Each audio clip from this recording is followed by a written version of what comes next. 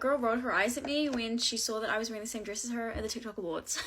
So I was wearing this black sparkly dress from Showpo, and I loved this dress. It was beautiful. Before the awards had started, everyone was just like chatting around, mingling with people, and I went to go walk past this girl who was wearing the same dress as me, and I was like, oh my gosh, it's so cute, it's so funny, you know? So as I walked past her, I like tapped her on the shoulder, and I was like, love it.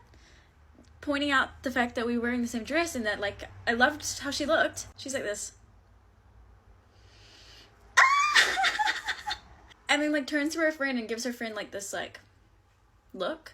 And I was like, I was so embarrassed. I was like, oh my gosh, like I'm just out here trying to be friendly and nice and tell you look cute and like we're matching. That's so cute. But I don't think she appreciated it, to be honest. It's fine. I just tried to be nice, but it's fine.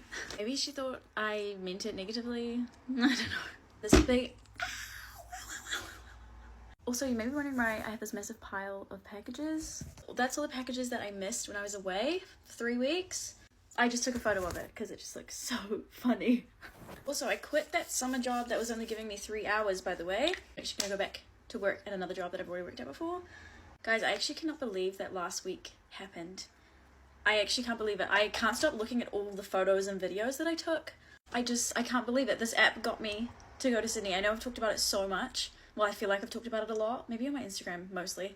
I flew to Australia. I started TikTok in 2019. I just can't believe it's got me this far. I'm just so grateful. I can't even believe it. I just can't believe it. I promise I'll eventually stop freaking out over that trip, but it was my first brand trip.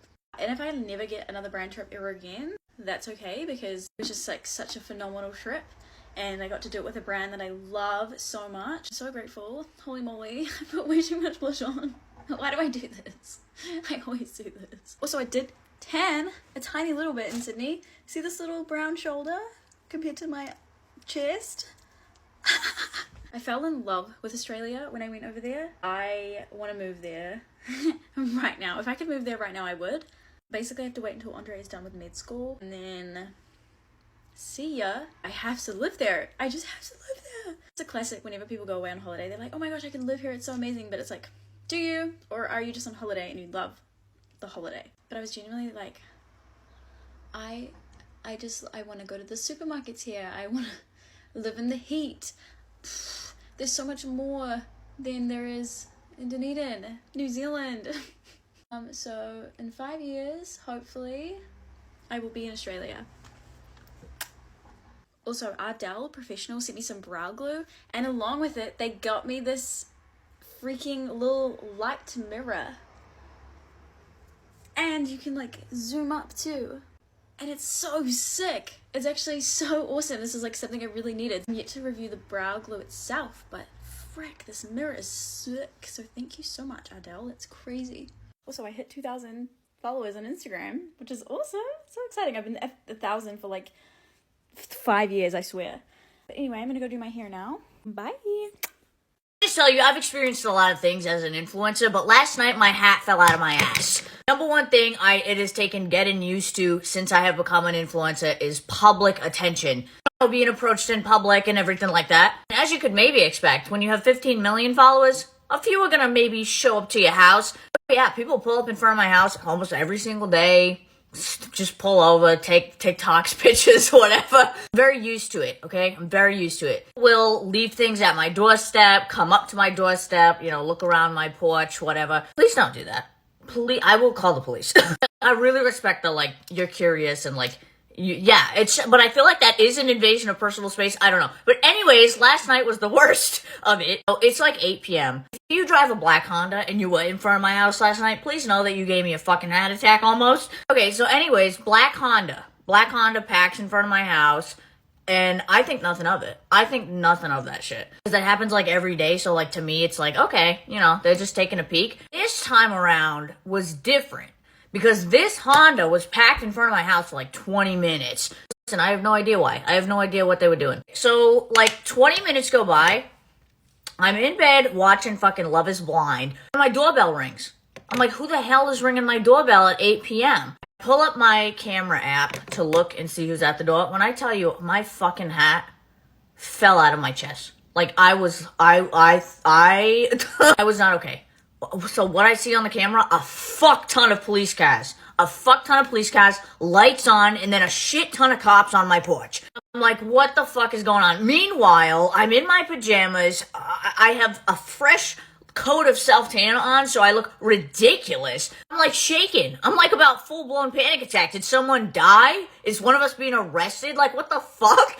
The amount of police cars, the amount of cops, it just really, I was so scared. Like, the sheer amount of cops in front of my house right now, this has to be something major. I open the door. I'm so flustered that I walk outside fucking barefoot in the freezing cold, and I'm like, hi. I'm like, I don't know what the fuck it's say. And then they're like, hi, ma'am. We got a call about a black Honda in front of your house. We were notified that there was a potential danger, potential burglary. I'm like, you've got to be shitting me. I was like terrified for nothing. So a couple things. They said a neighbor in the surrounding area called it in. So shouts out to the neighbor who's like looking out for me. Because all of my neighbors know who I am and that I do TikTok. And that, like, you know, I have a larger following and that people stop in front of my house. And I guess this time they were concerned enough to call the police. And I'm like, you know what? Shouts out to you for looking after me. But it did scare the shit out of me. Never a dull moment. Never. Oh, you guys stress me out sometimes. So, moral of the story, I love you guys so much, but please try not to come to my house. Please. Love you. Feeling so messy today. So I'm gonna tell you about the time that I dated another famous TikToker. I am pretty sure he publicly cheated on me, but we'll get there. Disclaimer, this is no hate. This all happened years ago. Trust me, I am so over it. I just genuinely think it's funny as fuck. I started doing TikTok in the spring of 2019 and pretty quickly gained like a couple 100K. Fast forward to fall of 2019. One day I wake up and all of my comments are like, oh my god, go look at so-and-so's duet. And basically this really hot TikTok famous guy duetted one of my videos, like publicly flirting with me. I think I had like 200K or something. And he had like 1 million followers. So I was shook. DMs were slid and we started talking. The only problem was this guy is British. In fact, that was quite literally his whole brand. Like being hot and British was his thing. We would like FaceTime a bunch and text a bunch, but ultimately we just lived on different continents. So it fizzled out. That was until the end of 2019 when we both realized we would be attending the same convention in March of 2020. The convention being Playlist Live, which is like a social media convention equivalent to VidCon. So then we started talking again all the time, falling asleep on FaceTime, the whole 9 yards. Because we knew we were actually going to see each other in person. We both planned on getting to the convention a day early. He got a hotel room for just the two of us before we went to our Airbnb with the group that we were doing the convention with. March of 2020 comes around and it's time for the convention. We fly to Orlando. We meet up for the first time in the airport. And it's low-key straight out of a movie. I like run and jump into his arms. I still have the video. It's actually like really fucking cute. But we were very much just like elated to finally meet in person. We go back to the hotel, we share a night together, and then we meet up with our friends the next day and we go to the convention. And then I shit you not, within like an hour of being in said convention. Mind you, this was like prime TikTok 2020. It is me and a group of other TikTok famous people. This was in my bright red hair era. Bitch, we were all getting stopped by fans like every 10 feet. For reference, this is the era I am talking about. I get a hey girlie DM on Instagram. And this girl comes with receipts. Basically the entire time leading up to the event where he was FaceTiming me every single night, he was essentially dating some girl back home in London. Granted, him and I weren't dating yet, so he wasn't like actually cheating on me, but he had explicitly told me he was not talking to anyone else. Meanwhile, he has like a whole ass little ting back home in the UK. And the gag was that he had told her he was gonna take her to Playlist Live. And he literally got a hotel room for him and I to share. Obviously, I'm pissed the fuck off. I just show him and I'm like, care to explain? He's like, oh, we can talk about it later. I was like, okay, well then bye. He just fucked off, like at the convention and went and met up with other friends. And for hours, our whole group was like, please come back. He's so upset. Like, he's so sad. He misses you. Later that night, we're all back at the Airbnb. We talked for like 2 hours. I gave him an ultimatum where I was like, look, I'm not gonna do this shit. You're either gonna date me or we're fucking over. Which, in hindsight, I will never give a man an ultimatum like that again, because you shouldn't have to give a man an ultimatum. Like, if he likes you, he'll do it, you know? But he did it, and he asked me to be his girlfriend, so we made it official that night.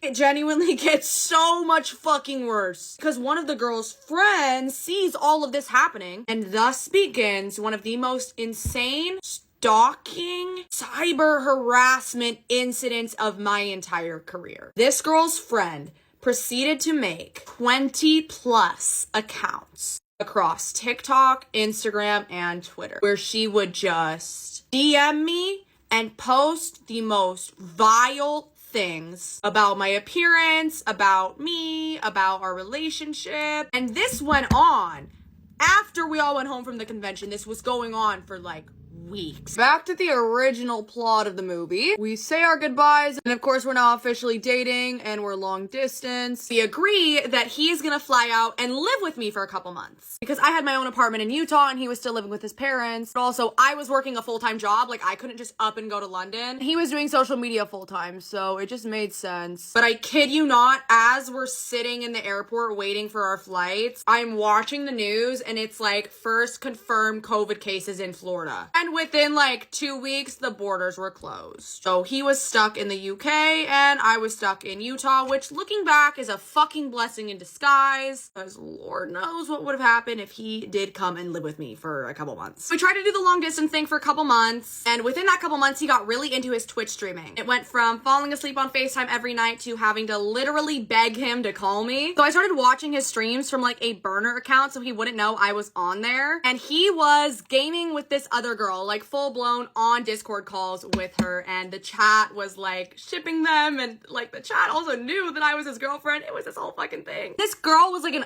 OF model and content creator who like also kind of had her own following, so it was a mess. Finally confronted him about all of it, and he broke up with me over Snapchat message at 4 a.m. I had work at 6. I showed up to work sobbing, and they literally had to send me home early because I could not stop crying. And then we never spoke again. And that was that. Again, this is no hate. This is just one of those hindsight is 2020 type of situations where I like to look back and laugh, and you should laugh with me. Okay, that's all. While we get ready, let's talk about this new fear. Yeah, that has been unlocked in me because of what I've been seeing on TikTok. Like, huh? You might be asking, Danny, what are you so afraid of now? Well, let me tell you, I wasn't afraid of them at first until TikTok decided that my For You page should be all of them. What I am talking about is Gen Alpha. Generation Alpha is basically the 10-year-old girls who already have like all of the Sol de Janeiro, is that how you even say that? And Drunk Elephant products, and they go into Sephora and they're chewing their gum and they wear Lululemon. They probably don't even know what a Nintendo or a Wii is. But this is why I am afraid of them. These kids are skipping kind of all of the fundamental childhood, not like traumas, but obstacles that we all went through, such as the ugly face, because now they have like all the makeup in the world and they wear all of it. They're looking 18 when they're 11, 12. Veto. But all the recent videos that I've been seeing about Gen Alpha that has made me scared was all of their Christmas wish lists for last year for 2023. Some of them wanted the Prada sunglasses. They wanted that fancy hand sanitizer that I just bought because I have big girl money and was like, these 10-year-olds are showing me up. Want to know what was on my Christmas list when I was 10? Matching little PB&J friendship necklace, you know, that you could get at Limited 2 or Justice. Oh gosh, do they even know what that is? Another reason why I'm terrified of that generation is because, like I said earlier, they're skipping the ugly phase and they're looking like full-blown women, and I'm still waiting for my woman body. Let me tell you, it's a rite of passage to have braces, glasses, and across bangs when you're in middle school. Let's just say when I was a kid, I was not allowed to paint my nails red because my mom was like, that's like a very adult thing, you know, like red, like seductive. I don't know. So I wasn't allowed to paint my nails red. She was like, calm down. You're a child. When you become an adult, you can do whatever you want. Guess what? On my 18th birthday, I actually took myself to go get my nails done and get them done red. And I felt so cool. Gen Alpha just isn't know what that's going to be like because they're already cool. If somebody came to me and said, hey, you can switch places right now with a Gen Alpha, I actually would. I would do it because if somebody was like, you can be 10 for a day and not have to pay your rent. What I'm trying to say is that these kids ain't kids. They're already adults. While we're finishing up, let me also preference by saying this. Not all Gen Alphas are raised the same. I just got this view from TikTok and binged thousands of videos last night, and it made me scared. Because I have family members and cousins in Generation Alpha, and they're chill. They still go climb a tree, get dirt on their jeans. Just hope that they don't walk into a Sephora yet and know the difference between, like, Kosas and Hourglass concealer, or makeup by Mario and Dior. You don't even need to wear makeup. I got more passionate about this topic than I thought. Thanks for getting ready with me. That was my little rant. Let me know your opinion on this topic in the comments. Talk to you tomorrow. Gorgeous, gorgeous girls always over blush. Gorgeous, gorgeous girls are always in a rush. I'm a manager at my store, and I guess because I'm young, people just don't really believe me when I tell them stuff. I'll have customers come up to me and ask if we sell a product, and I'll be like, no, sorry, we don't stock that. They'll just turn to me and go, it's okay if you don't know, sweetie, like, blah, blah, blah, blah. You can go ask someone else if you don't know. I'm like, I'm literally the manager. I do get a lot of satisfaction when they go and ask someone else, and then the other person calls for me and I get to come along and say, as I said before, we don't stock that product. I was serving a lady the other day. She was paying with cash, so I put out my hand to take her cash and she throws the money at me onto the counter. I had my hand out. It's not like I was making you wait or something, but I'm hella petty. So when I got her change out, she had her hand out and I put it down on the desk and she was like, I was like, it's right there.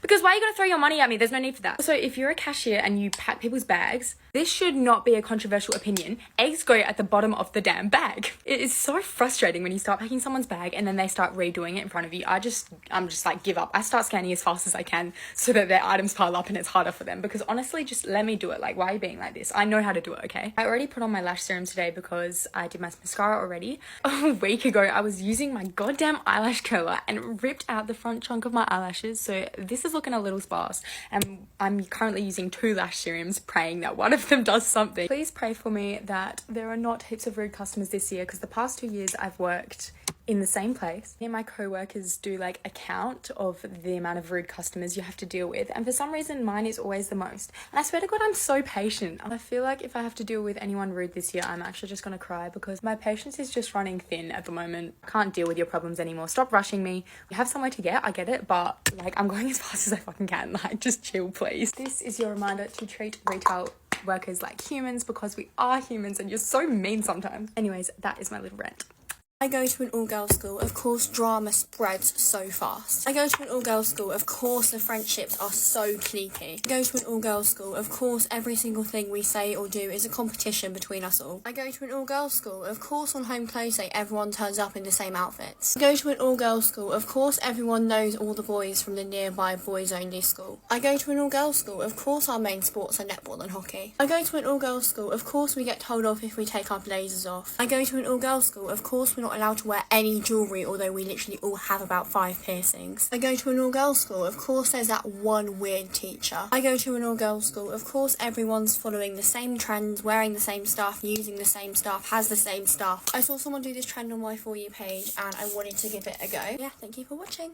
I worked at Priceline for 4.5 years, so believe me when I tell you that I have some stories. For anyone who doesn't know what Priceline is, it's an Australian thing. It's just a beauty, well-being and health store. The Priceline I worked at is closed down now. We were a very, very small store and it was not in the best area, and we were extremely understaffed.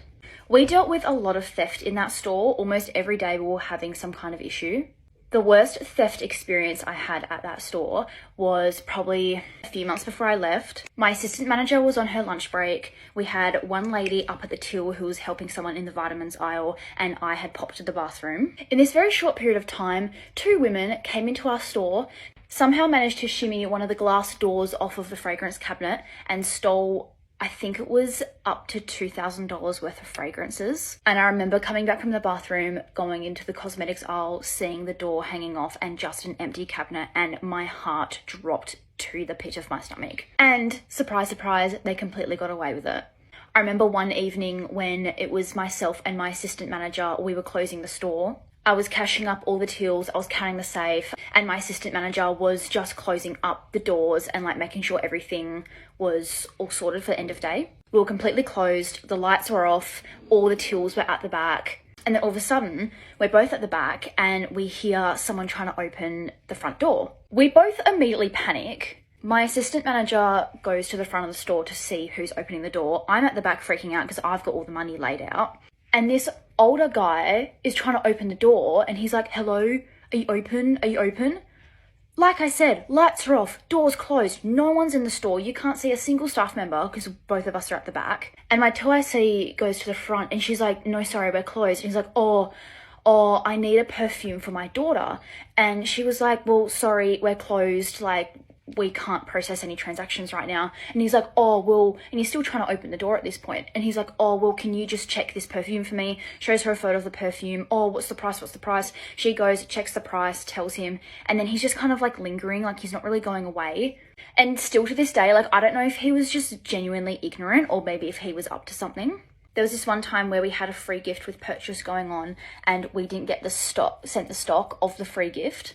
And this woman comes in with her husband and she's wanting the free gift, but we didn't have it. And I'm trying to explain to her that we don't have it, but she was being so rude. And then her husband was harping on and he was kicking up a fuss. So I end up giving her free products just to get her out of the shop. Anyway, about a week or so later, this woman ends up writing a complaint to our customer service saying how staff aren't trained properly and how no one was aware of the gift with purchase, so on and so forth, which wasn't true. We were all aware of it, we just didn't have any stock of it.